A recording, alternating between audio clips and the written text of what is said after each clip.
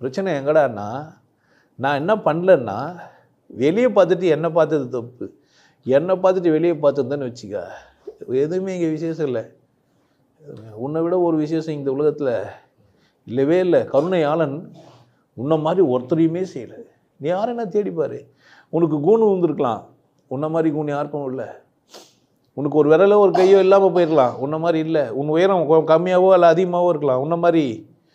கருணையினோடனே உன்னை பாரு, நீ கடவுள்கிட்ட ஒரு கேள்வியும் கேட்கறதுக்கு தகுதி இல்லை அப்படின்னு புரிஞ்சினா, அப்போ தான் உனக்கு கருணை புரியுதுன்னு அர்த்தம்.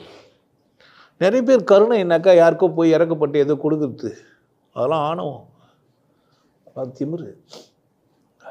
உனக்கு கொடுக்க முடியுதுன்னாவே நீங்கள் இருந்து எடுத்துன்னு இருக்கிற திருட நீ திருட. அதனால தான் என்ன பண்ண முடியுது உன்னால் கொடுக்க முடியுது. உனக்கு கொஞ்சம் கூட புரியவே இல்லை. பெருமையாக வர அப்படியே கொடுத்து சிவந்த கரங்கள் அப்படிலாம் சொல்கிறேன். எடுத்து வச்சதால் தான் உன்னால் என்ன பண்ண முடியுது, கொடுக்க முடியுது. அல்பம். கடவுள் தனக்குன்னு ஒன்றுமே வச்சிக்கல, ஆனால் யாரை வச்சிங்குது உள்ள?